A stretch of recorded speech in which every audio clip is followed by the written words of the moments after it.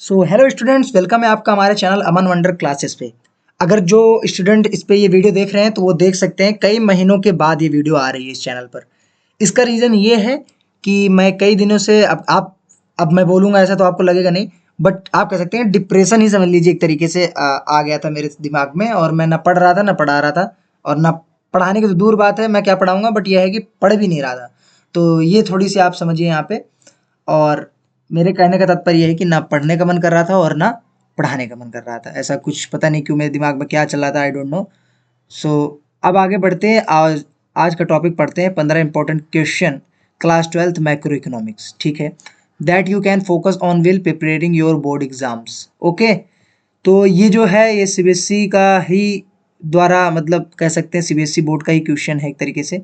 और गूगल पे आपको ये मिल जाएगा, पर बहुत सर्च करने पे मिलेगा। मैंने इसमें थोड़ा कलर वगैरह कर दिया है क्योंकि ये लैपटॉप में थोड़ा ऑप्शन था, तो मैंने कहा क्यों ना कलाकारी की जाए, तो कर दिया मैंने इसमें, ठीक है। बाकी चलिए इसको देखते हैं और बताते हैं आपको क्या चीज़ें हैं ये। और सबसे बड़ी बात यह है कि आपका पेपर आने वाला है इकोनॉमिक्स का, ठीक है, क्लास 12th का। तो उसमें जो है मैक्रो इकोनॉमिक्स के ये 15 क्वेश्चन लेके आया हूँ आपके लिए, जो बहुत ही इंपॉर्टेंट है। और आपको एग्जाम में इनमें से कम अगर ये 100% मान के चलें तो आपको 70 to 75% क्वेश्चन यहाँ से देखने को मिलेंगे, चाहे वो केस स्टडी के रूप में मिले, चाहे वो एमसीक्यू के रूप में मिले, चाहे वो डायरेक्ट क्वेश्चन आंसर मिले। ओके, तो घुमा फिरा के बन सकता है कॉन्सेप्ट का, पर हाँ आएगा जरूर। Macro economics that you can focus, ठीक है। इंडियन इकोनॉमी का आ जाएगा अगर कमेंट करेंगे तो। चलिए, इंट्रोडक्शन ऑफ मैक्रो इकोनॉमिक्स में और यहाँ पे मैं आपको एक बात और क्लियर कर दूँ, ये जितने क्वेश्चन लिखे हुए हैं सारे के सारे इंपॉर्टेंट है, बट जिस पे मैं बोल दूंगा कि सबसे ज़्यादा इंपॉर्टेंट ये वाला है तो उस पर आपको फोकस करना है, बाकी आप पढ़ लेना। तो पहला जो चैप्टर है हम पढ़ते हैं इंट्रोडक्शन टू मैक्रो इकोनॉमिक्स वगैरह। उसमें हम what are the distinguishes macroeconomics and macroeconomics distinguish, इसको ऐसे कुछ बोलते हैं, जिसको बोलते हैं डिफरेंस। डिस्टिग्नियस मतलब होता है डिफरेंस। तो डिफरेंस क्या है मैक्रो इकोनॉमिक्स में और माइक्रो इकोनॉमिक्स में? Very important question. ये केस स्टडी में भी बन जाता है आपके कि बताइए इसमें से कौन सा कॉन्सेप्ट जो लग रहा है वो माइक्रो इकोनॉमिक्स का है कि मैक्रो इकोनॉमिक्स का है। फर्स्ट सेकंड एमसीक्यू में भी बन सकता है, ठीक है। चलिए, बाकी इसमें सारे इंपॉर्टेंट है, पर ये वाला इतना इंपॉर्टेंट मुझे नहीं लगा, define a good in economics, ठीक है। उसके बाद national income accounting. National income accounting, what is the significance of national income accounting? इसमें अगर मैं सबसे इंपॉर्टेंट बात करूं तो ये है, what is the difference between nominal GDP and real GDP. सबसे इंपॉर्टेंट क्वेश्चन यही है इसमें, ओके। बाकी इसमें सारे इंपॉर्टेंट है, आपको पता है GDP is the most important question. And then हम देखते हैं यहाँ मनी एंड बैंकिंग। तो explain the function of money, ये क्वेश्चन इसमें सबसे इंपॉर्टेंट है अगर मैं बोलूँ तो। उसके बाद ये आरबीआई वाला है, बट अभी मैं आपको बताऊंगा ये वाला क्यों है, ये फर्स्ट क्वेश्चन क्यों है। एक्सप्लेन द, एक सेकेंड यार, ये एक्सप्लेन द, इसको मैं थोड़ा सा आपके लिए कलर ही कर देते हैं, क्या दिक्कत है, किस कलर से करूं भाई? ग्रीन, चलो ग्रीन करते हैं। अच्छा, हाईलाइट हुआ है तो ये जो हाईलाइट नहीं हुआ, अंडरलाइन हो गया। Explain the function of money. देखो, लैपटॉप अभी नया ही है तो इतना ज़्यादा चलाया नहीं हूँ, इसलिए इतनी आदत नहीं है। Explain the function of money. तो explain the function of money क्यों इंपॉर्टेंट है? ये तो आप कह रहे हैं सर ये तो मैं बना के लिख दूंगा मनी का कार्य क्या है। चलो ठीक है, आप लिख दोगे, मुझे पता है आप लिख दोगे,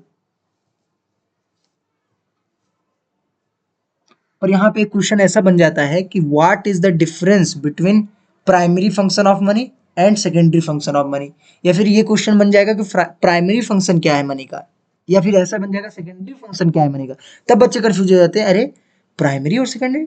जो अच्छे से नहीं पढ़ा होगा वो कंफ्यूज हो जाता है, जो बना के लिखने में अपने आप को माहिर बनाते हैं। चलिए आगे, what is the role of reserve bank, इसका थोड़ा सा पढ़ लीजिएगा, ज़्यादा इसके बारे में फैक्ट पढ़ने की जरूरत नहीं है। हाँ, इसका जो एक टर्म आता है मॉनेटरी पॉलिसी, वो जरूर पढ़ के जाइएगा, कई बार घुमा फिरा के उसके क्वेश्चन बनते हैं। अगर बोलूँ अब इन चारों में से क्वेश्चन सब ज़्यादा इंपॉर्टेंट कौन था तो आपको पता चल गया। उसके बाद अगर कोई क्वेश्चन है तो ये है, कमर्शियल बैंक और सेंट्रल बैंक में अंतर क्या है, ठीक है। बहुत ही इंपॉर्टेंट क्वेश्चन, कई बार देखा जाता है।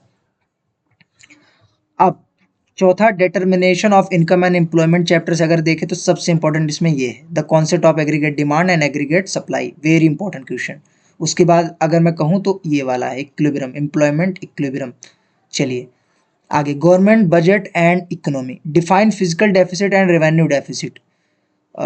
इसमें अगर मैं सबसे बढ़िया क्वेश्चन की बात करूँ तो what are the component of government budget, ये वेरी इंपॉर्टेंट क्वेश्चन मेरे हिसाब से, और है कई बार आप मैच करेंगे तो जो मैं बता रहा हूँ क्वेश्चन आपको डायरेक्ट देखने को मिल जाएगा, चाहे इधर उधर करके कैसे भी।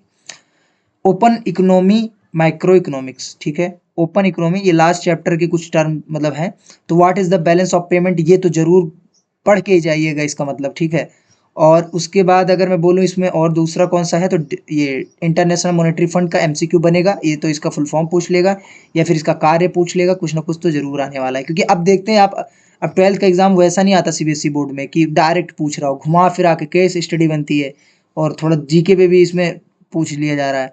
तो थोड़ा सा आपको ध्यान देना है थोड़ा, ठीक है। आई होप आपको ये वीडियो अच्छी लगी होगी, और अच्छी लगी है तो कमेंट करिएगा, और अगर इंडियन इकोनॉमी का चाहिए तो कमेंट जरूर करिए, ठीक है। और बाकी तो सब मैंने आपको बता ही दिया। अगर आप लोग इस पे अच्छा रिस्पांस देंगे तो वीडियो बनाई जाएगी, वरना क्यों बनाऊंगा मैं, क्योंकि मेरा भाई मन ही नहीं करता जब व्यू वगैरह नहीं आता, ठीक है। तो चलिए मिलते हैं नेक्स्ट वीडियो में, तब तक के लिए गुड बाय बाय।